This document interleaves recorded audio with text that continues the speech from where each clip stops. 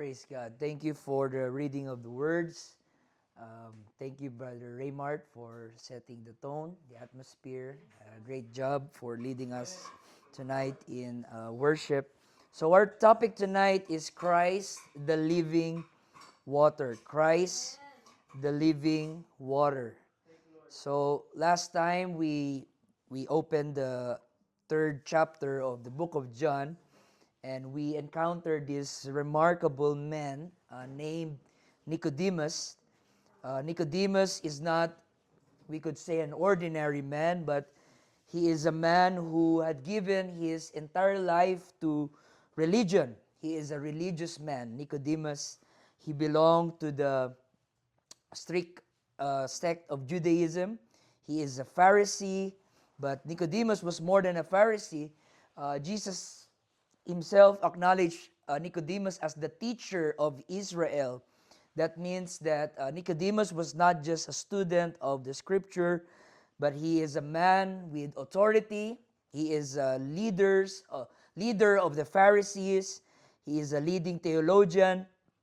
He is a man who always studied the scripture, studied the Old Testament. And we could also say that he is moral. He was a moral person. He was morally upright. He was intellectually trained. Socially, he is also respected by people, the man Nicodemus. So, by human standard, if there's any man who is qualified to enter the kingdom of God, I think it would be Nicodemus, because he's moral, he's religious, he's respected. Yet, Jesus Christ gave him a surprising blow, and Jesus Christ says that the only way to enter the kingdom is to be born again. Not by the religion, not by your intellectual capacity to understand the scripture, but it's to be born again. And Nicodemus knew that. Alam ni Nicodemus na may kulang sa kanya, that it was Nicodemus who make an initiative to meet Jesus. In what time? By night. Because he doesn't want the people to see him being taught by Jesus Christ, knowing that he is a rabbi, a respected teacher, but now he's a student when he is in the presence of Jesus Christ. So, having said that, when we come to John chapter 4, now we are introduced to someone that is in contrast to Nicodemus. When we come to John chapter 4, we encounter here a woman, a Samaritan woman. So this is a complete contrast, opposite to Nicodemus. If Nicodemus is a man of status and respected, this woman in John chapter 4 is socially insignificant. If Nicodemus was educated in the scripture, this woman in John chapter 4, she is ignorant of the scripture. Di siya lumaki sa templo, di siya lumaki sa religion. She is ignorant, uninformed with the scripture. Nicodemus was outwardly moral, but this woman in John chapter 4 is openly sinful. The people knows that. That's why as we read the story, she is going to the well alone, because she knew that she doesn't have that good reputation in the eyes of the people. Nicodemus was respected religious leader, while this woman, she is marginalized outcast. Nicodemus was applauded, respected by people, pero itong babae, women at the well in John chapter 4, she is rejected by society. And unlike Nicodemus, it was Nicodemus who had this curiosity to ask Jesus, but this woman, she doesn't have that curiosity. She is simply doing her daily routine to go to the well and draw water and avoid the eyes of the judgment of the other people towards her.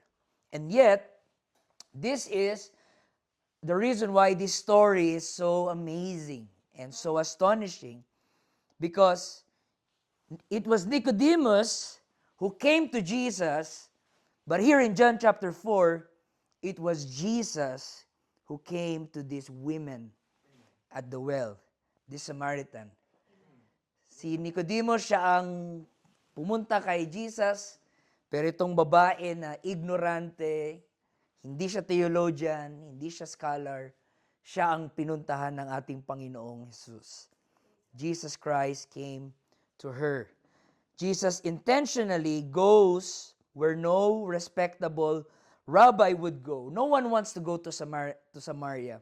No Jew wants to go to Samaria. But Jesus, pumunta talaga siya sa Samaria just to meet these women. And there we can see that Jesus, he sits at the well. He was there waiting. And while Jesus was in that well, he was not waiting for a big crowd. He was not waiting for a big audience. But he is there in the well waiting for this one broken, sinful, hated women. Pinuntahan siya ni Jesus. So this is amazing because in John chapter 3, we see a man climbing up to Jesus in curiosity.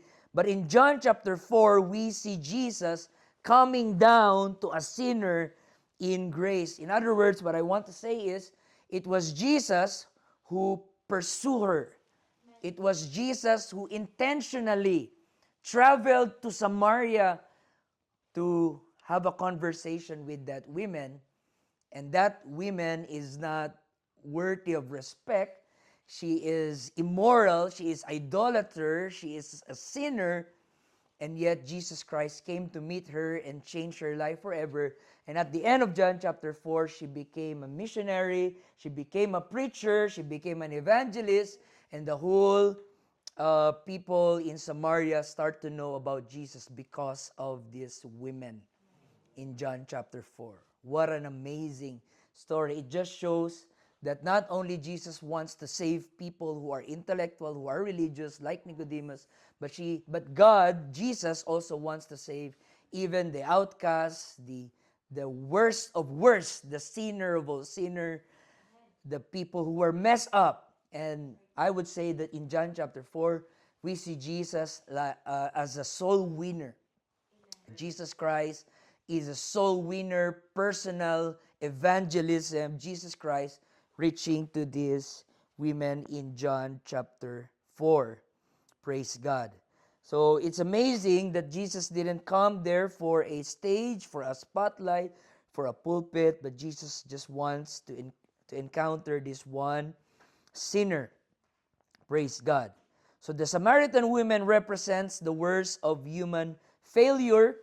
Again, the Samaritan women didn't grow up in the temple. The Samaritan woman is ignorant of the scripture, yet Jesus offered the living water to her. Praise God.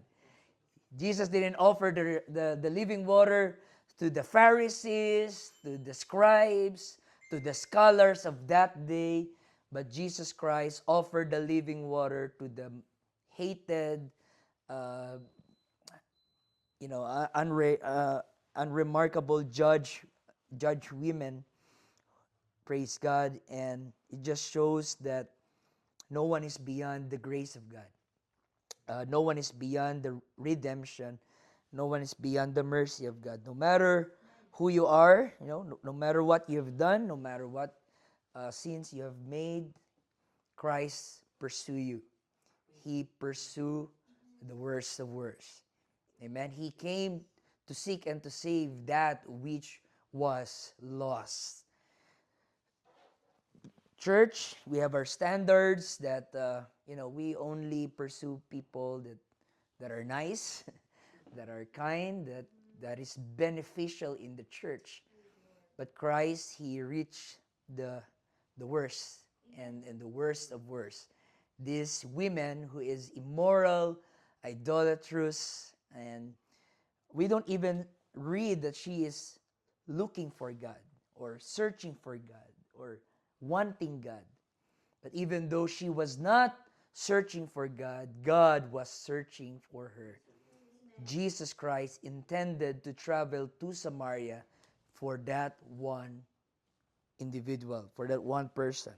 So let's read in John chapter 4, we read from verse 1 to verse 6 that John the Baptist is doing ministry and Jesus Christ is also doing ministry. So what Jesus did, Jesus leaves Judea and he went to Galilee.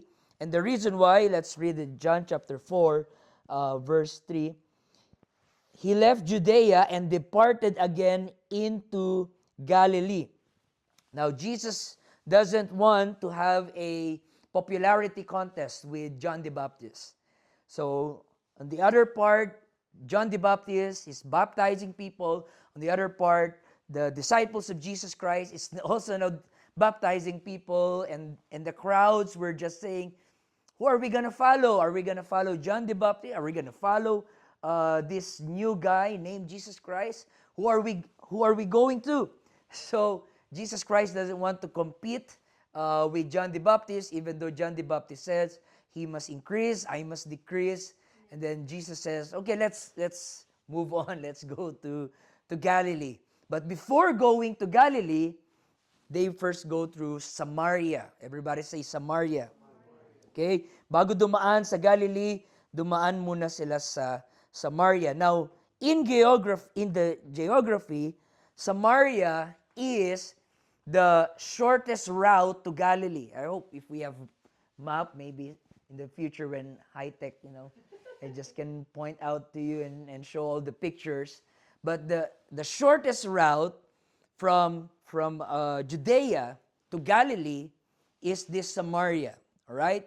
So we may say, okay, Jesus is wise when it comes to navigation and traveling. Jesus Christ chose the shortest route. The shortest route from Judea to Galilee is Samaria. But here's the thing. No Jew wants to go to Samaria. They don't want to go to Samaria. They hate the Samaritans. Just to give you a little background, the Samaritans are simply Jews who starts to mingle and marry pagans. They associate with pagans and they associate with pagan gods. Therefore, they are not considered pure Jews because they start to intermarry with all of these different nation, different ethnicity.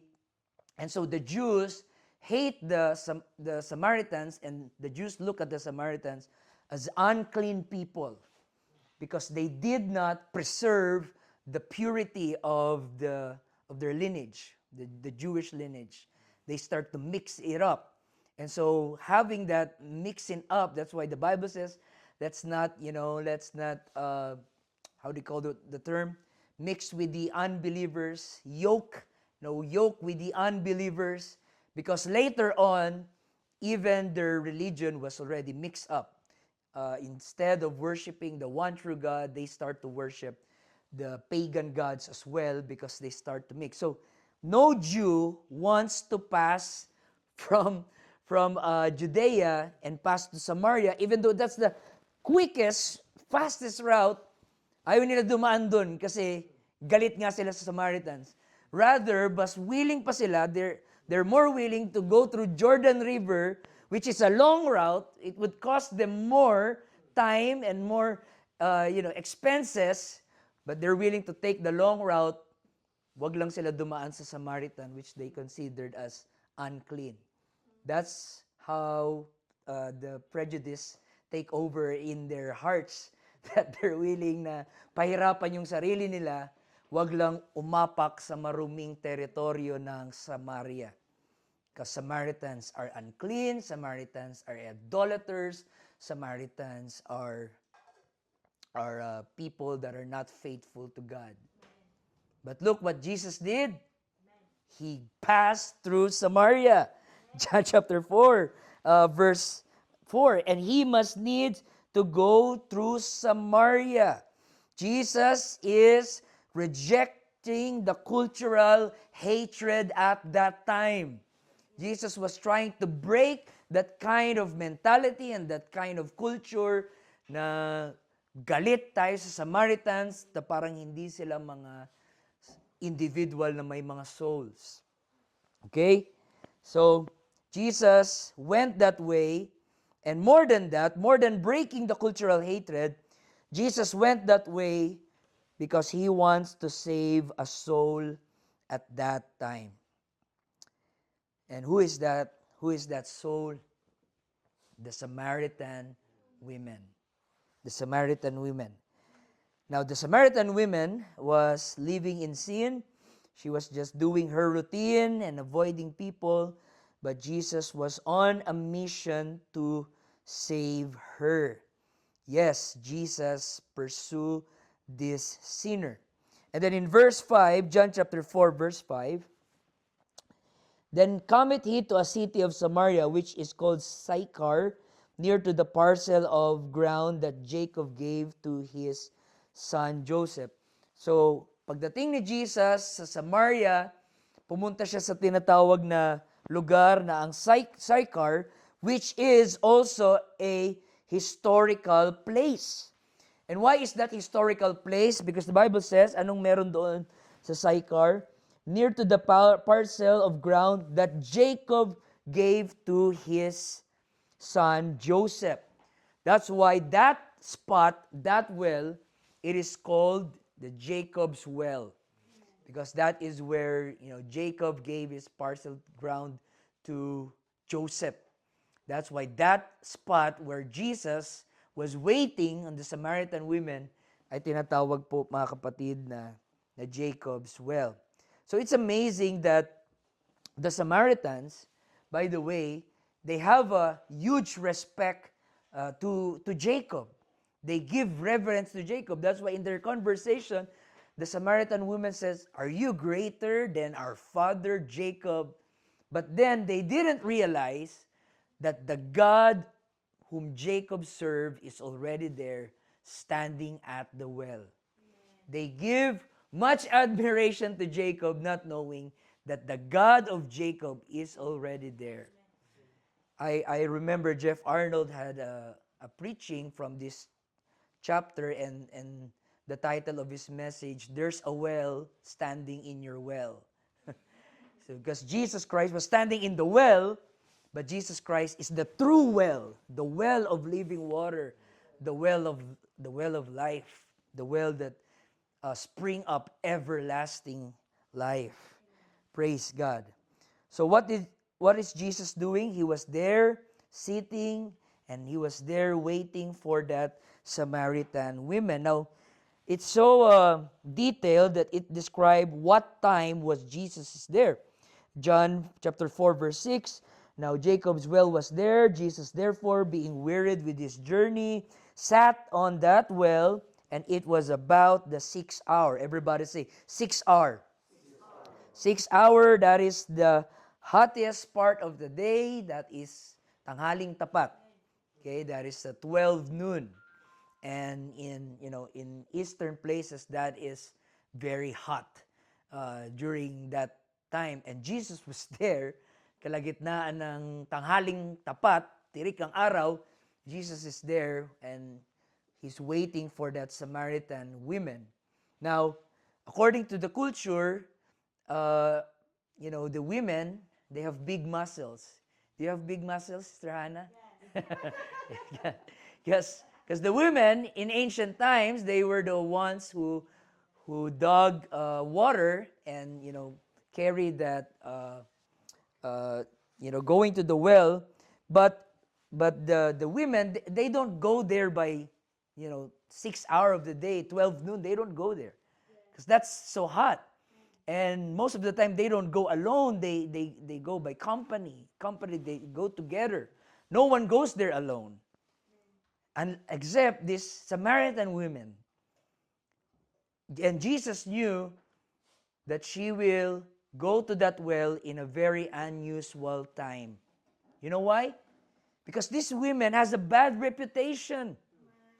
People were saying, you have 6 guys in your life, and the one you are living in is not your husband. So Jesus knew that this woman will try to hide herself, will go to a time when there's no crowd, when there's no people around.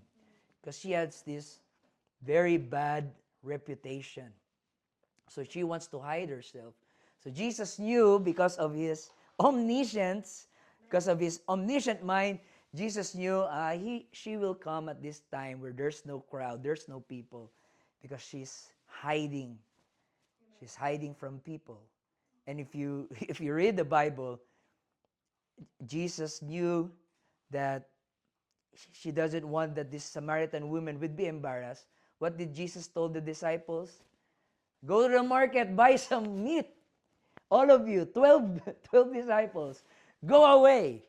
I need to talk to a woman right now that is embarrassed with herself, and I don't want to embarrass her in front of the people, in front of the crowd. Praise God. You know, you can be honest with the Lord. Amen? You don't need to be embarrassed with God. When you come to God alone, Jesus is not like people, you know, who has many grudges and many hatred toward you. You can come to Jesus and you have this safe space with Jesus. And that's what Jesus is doing. He was setting this safe space because she wants to correct this woman from her sin, deliver her from her sin, change her life, and use her as a first preacher of the gospel in Samaria. Amen? That's why David Bernard, I heard it from David Bernard in Acts chapter 6, I guess, Acts chapter 6, when Philip went to Samaria, Philip was surprised that the people in Samaria already knew about Jesus. They were having revival. And Philip was surprised, how come that there is a growing church in Samaria when there was no disciple here? And we believe that the reason why there's a growing revival in Samaria because of these women whom Jesus had a conversation. Amen. So Jesus Christ knew that she would be ashamed because of her reputation. She avoids people, and also the people avoided her. And yet, this is exactly the moment Jesus chooses to meet her. Praise God. And here we see the Samaritan women, complete opposite of Nicodemus. There are at least 4 things that we can recognize from this Samaritan woman. Number 1, first problem, she's Samaritan. She's hated, she has mixed race. Religiously, she is corrupted. Number 2, she's immoral. She has multiple husbands. She's living in sin. Number 3, she is ignorant. She doesn't know whom she worship. That's why Jesus told her, you know not whom you worship. She's ignorant. And then she is indifferent because she is not seeking God after all. So by human standard, she belongs to the worst. But Jesus came to save the worst. And now we see that when Jesus and the Samaritan women had this encounter, I believe the women was shocked to find, why is there's a guy in 6R standing there at the well? And I think he's a Jew. I'm not familiar with his face. This guy is a Jew. And who started the conversation? Who started the chat? Jesus. And what Jesus says? Give me a drink. Give me a water to drink. When Jesus started that conversation, Jesus broke 3 barriers. Number 1, first barrier is the racial barrier. The Jews versus Samaritans, they are hostile to one another. They hate each other. But for this time, Jesus break that racial barrier. That's why we understand why the Good Samaritan has a big impact as we study this, because the Jews hated the Samaritans, but in the story of the Good Samaritan, the one you hate is the one who helped you in the time of your need. So there's this racial barrier. Second barrier that Jesus broke is the gender barriers. Back in those days, man cannot speak alone with the women in the public, not even with your own wife. You can only talk to your wife in private, not in public. But Jesus broke that barrier, that gender barrier, when Jesus started that conversation. And lastly, Jesus broke the moral barriers because Jesus is holy and the woman is immoral. And we could say that woman doesn't deserve to talk to Jesus. She's immoral. But Jesus broke that barrier, and there we find how Jesus create this bridge so that those that are righteous and unrighteous could reconcile. Amazing, amen? Jesus broke that barrier just for one conversation. Give me water to drink. And I always say that every time Jesus asks something from you, you need to expect that He asked it not because He needs it, but because He will give something greater than what He asked from you. So what happens here, Jesus asks, give me a liquid water. Because if you give me a liquid water, I'm going to give you living water. So when Jesus asks us, give me your temporary life. Because if you give to me your temporary life, I will give it your eternal life. Amen? God will never ask something from you without something bigger in return than more than what He asked from you. And so Jesus says, just give me water. Give me water to drink. Because I'm going to give you something greater than this liquid water. And that is the living water. Everybody say living water. Living water. Praise God. So there cometh a woman, John 4:7, of Samaria to draw water. Jesus said, give me to drink. And then verse 8, John says, for His disciples were gone away unto the city to buy meat. So they were this one-on-one conversation. Verse 9, then said the woman of Samaria, I think you're a Jew. How is it that thou being a Jew, you ask a drink of me? And number 2, I am a woman of Samaria. And there we see the Jews have no dealings with the Samaritans. And the Samaritan woman was surprised. No Jews talks to Samaritan, especially to a woman. No Jew talks to a Samaritan, especially to me, that is an immoral woman. No one talks. No one talks to us. It says here that Jews have no dealings with the Samaritans. Praise God. She's genuinely surprised to see a Jewish person there. According to a commentary, David Gusick, he says, this woman would have been despised by most of the religious leaders in the days of Jesus. She was a woman, a Samaritan, and a woman of questionable reputation.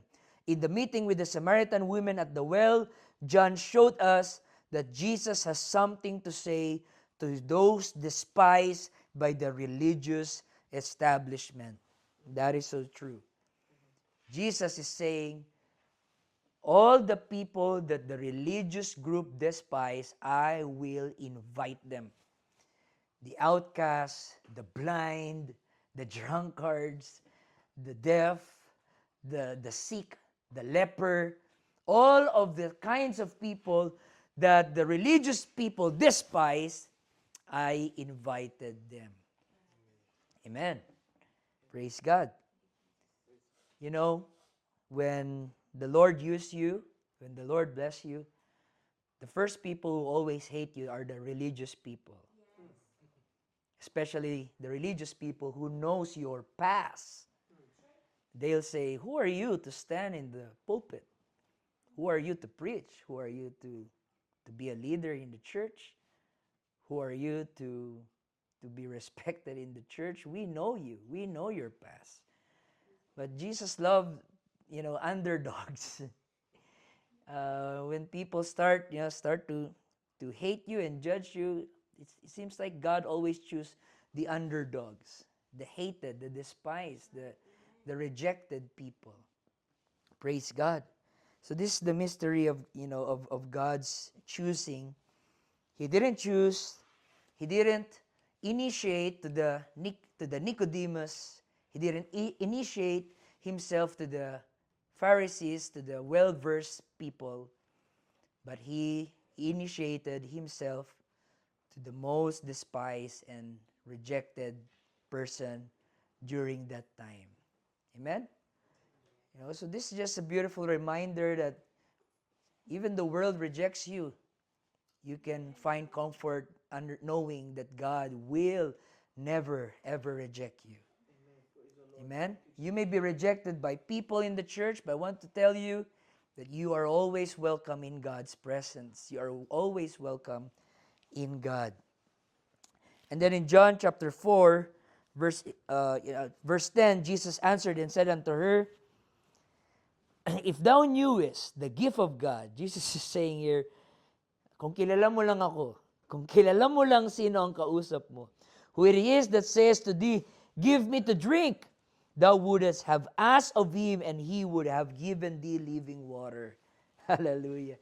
Jesus says, kung kilala mo lang sino ang kausap mo ngayon, ikaw ang manghihingi sa akin. Kung alam mo lang ang gift of God, kayo ang manghihingi sa akin at hindi ako ang manghihingi sa inyo. I think one of the greatest problem that we have is that we don't know our God. If we just know our God, we would ask Him all our needs. Whatever the situation, no matter how hard it is, we would call out to God because we know Him. The problem is we don't know Him. We know more of our problems, of our finances, of our moods, of our issues, more than we know the God that we serve. Jesus said, if you just knew who are you talking to, it will be you who will asking for me and not me asking for you. That's Jesus' statement, classic Jesus here. And then verse 11, the woman said unto him, Sir. So I think this is a Filipina. Sir, thou hast nothing to draw with, and the well is deep. Whence then hast thou that living water? So she doesn't understand. She thought that Jesus was still speaking of the literal water. She says, art thou greater than our father Jacob, which gave us the well and drank thereof, and the children and his cattle? Are you greater than Jacob? See their reverence towards Jacob. Are you greater? And then Jesus answered and said unto her, whoever drinketh of this water, I think he was pointing the well. Jesus says, if you drink from this water, you shall thirst again. But, in verse 14, whosoever drinketh of the water that I give thee shall never thirst. But the water that I shall give him shall be in him a well of water springing up into everlasting life. Praise God. In ancient times, they called spring water living water because it is alive, it bubbled up from the ground. At first glance, it might seem that Jesus told this woman about a nearby active spring. Yun ang akala nung babae, that Jesus was talking about this spring water, living water, and she was asking, where can I find that water? But Jesus made a play on words with the phrase living water because he meant that the spiritual water that quenches spiritual thirst gives life. Amen. Praise God. If there's one thing that we can define water, is that it quench our thirst. Amen? It's not Sprite that quench our thirst. Right? We can drink energy drink, but later on, we'll go back to water. We drink coffee all day, but still, our body will look for water. We drink juice, we drink ginger beer, yet later on, we will still go back to water. And that's the perfect description of our God. Many times we avoid God, we forget God, we neglect God, but there will always come a time in your life that you will go back to God. You can focus to your career, focus to your business, focus to your money, but at the end of the day, when you're lying at the hospital and you have kidney failure, and you have heart failure, and the doctor says you're gonna die in just 1 month, you'll close your eyes and gonna call again to God. Babalik ka pa rin sa Kanya. Praise God. Sabi nga isang kanta, sa huli, no? Babalik pa rin sa'yo. babalik pa rin tayo sa Panginoon. Amen? Sabihin natin, saka na Lord, no, trabaho muna. Sige, magtrabaho ka dyan. Darating ang panahon, sabihin mo pa rin, babalik pa rin talaga ako kay Lord, no? Kahit narating ko na yung gusto kong trabaho, naabot ko na yung gusto kong sahod, yung gusto kong income sa bangko, naabot ko na, pero babalik at babalik ka pa rin sa Panginoon. You'll still go back to the living water. We can go wild and crazy to all the things of this world, go to the bars, go to drugs, go to alcohol, but at the later, eventually, you'll still go back to God. Because you know who will quench that thirst in your heart. Hallelujah. Whoever drinks of the water that I shall give him, what does Jesus says? He will never thirst again. What an amazing offer. And he offered this to the immoral woman, to the idolatrous woman, to the Samaritan women. Jesus offered the greatest offer, the offer of living water. Hallelujah. That would just slap the face of the self-righteous people. You know, all of them, they're thinking, holy kami, mabuti kami, banal kami, magaling kami. But Jesus Christ never, ever comes to them and offered the water of life. But Jesus offered rather to a person that doesn't even knows Jesus, doesn't even seek Jesus, yet by God's grace, Jesus offered the water, the living water. Praise God. So what did the women responded? We'll finish this next week, and the women responded, "Sir, I like that water. Give me that water."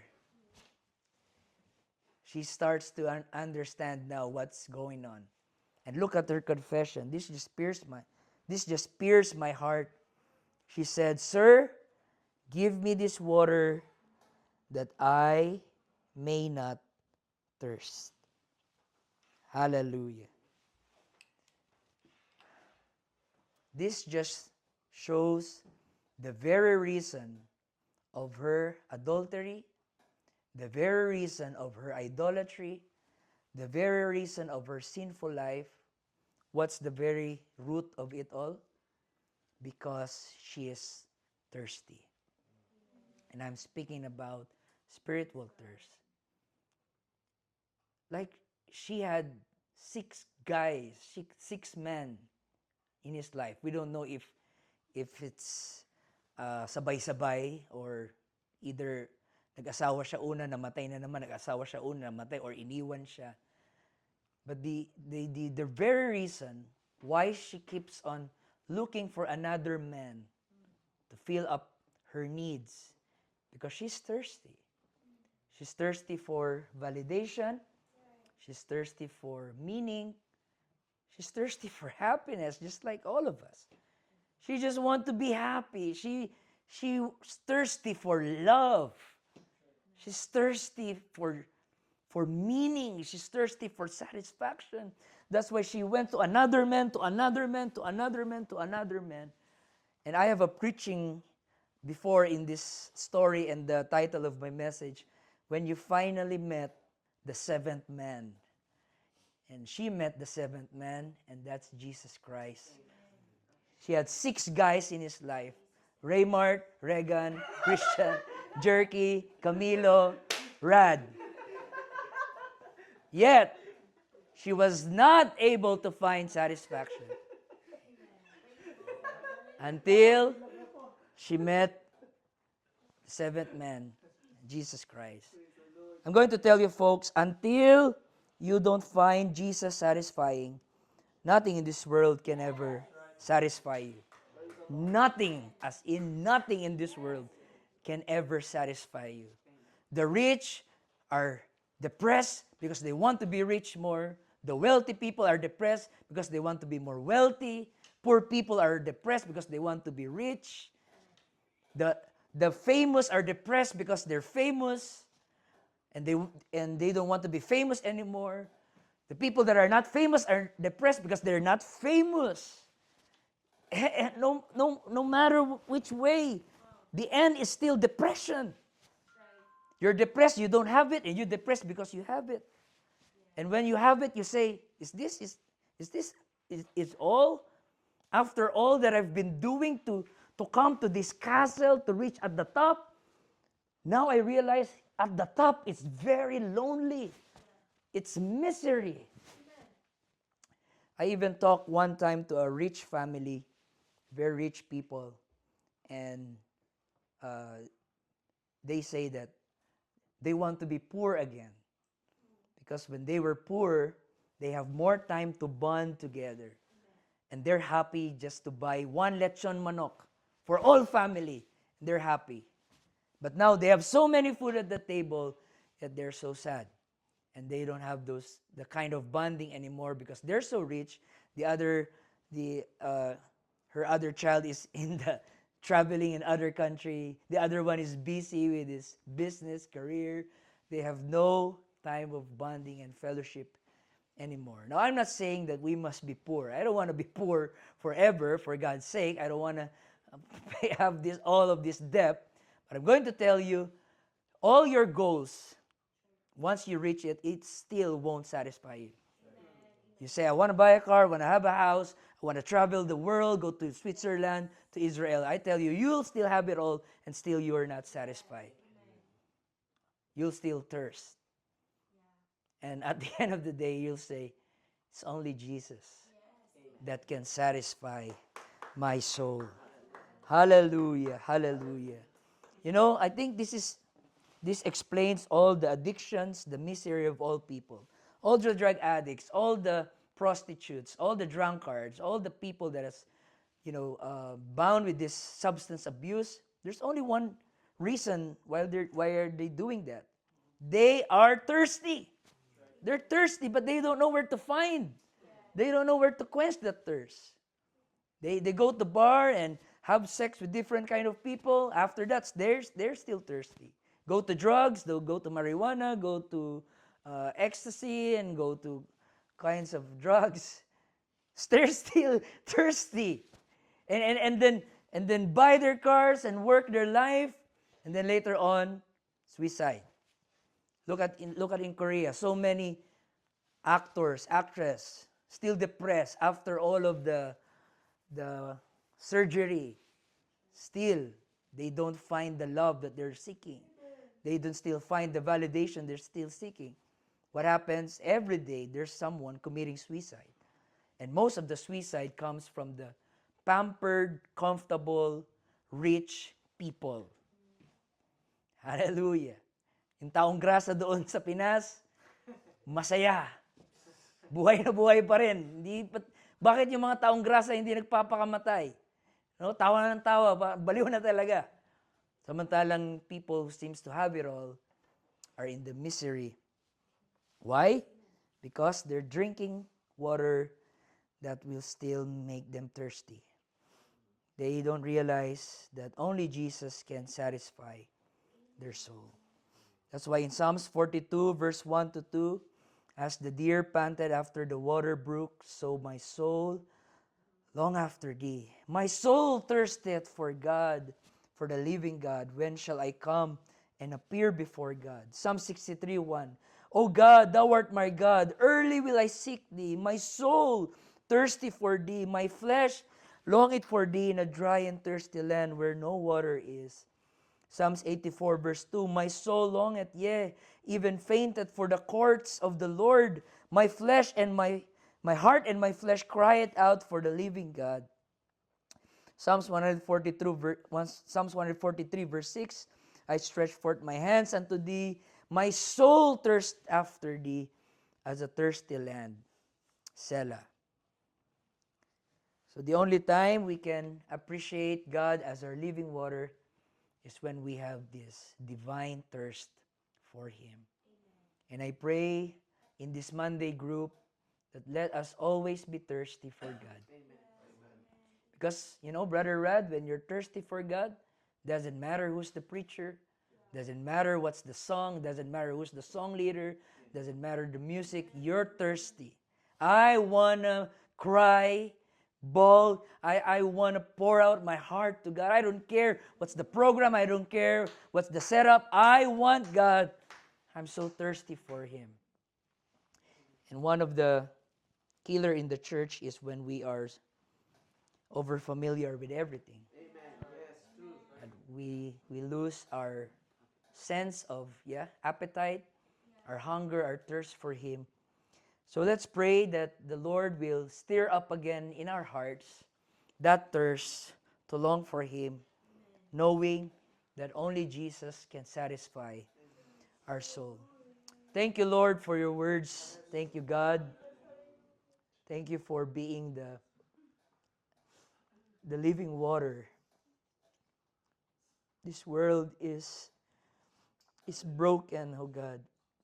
This world is meaningless. Nothing in this world, Lord, can give us true joy, true happiness. But we're so thankful, Lord, because we see ourselves like the Samaritan women. We are sinners and we don't even seek you. We don't even long for you. Yet you came. You reached us, oh God, in our worst condition. And you offered us something that we don't deserve. You offered us the water of everlasting life. We don't deserve this, Lord, for we have transgressed against you and we have failed you again and again. Yet you are there waiting at the well and you reach us, O Lord, and offer us the water of everlasting life. Lord, you are the only one that can satisfy our soul. Not our partners, not our husband, not our wife, not our parents, not our family, not our hobbies, not our ambitions, not money. It's only you, Lord, that can satisfy our soul. So bring us back, O God, to be hungry again. And always, Lord, to be thirsty, O God, in your holy presence, O God, Jesus. Ikaw lang talaga, Panginoon, ang nagpapasaya sa amin. Ikaw lang talaga, O Diyos, ang nagpupuno, Lord, ng lahat ng aming pangailangan. People come and go, and people disappoint us, and people cause hurt in our hearts. But still, you are there, Lord, faithful in your promises, faithful in your love, O God. Thank you for giving us the water, the eternal, the everlasting water, that when we drink it, we never thirst again to the things of this world. What matters now is that we have you. Hallelujah, hallelujah. Can you reach up your hands to someone right now, in your right, in your left? Let's pray and pray for him, pray for her. Let's remind ourselves tonight, only Jesus can satisfy our souls. You never find true satisfaction. New Zealand can never satisfy our souls. The beauty of New Zealand is not enough to satisfy the deepest of our human needs. Si Kristo lang, mga kapatid, si Kristo lang ang makakapuno sa atin. Kaya tayo ay manatili kay Kristo Jesus. Si Jesus lang. Hallelujah. Sa Kanya pa rin tayo babalik. Kahit maabot na natin ang lahat ng mga pangarap natin sa mundong ibabaw, sa huli, si Kristo pa rin ang ating tunay na kayamanan. Kahit marating natin yung mga ambitions natin, without Jesus, there is no satisfaction. Hallelujah. Hallelujah, hallelujah, hallelujah.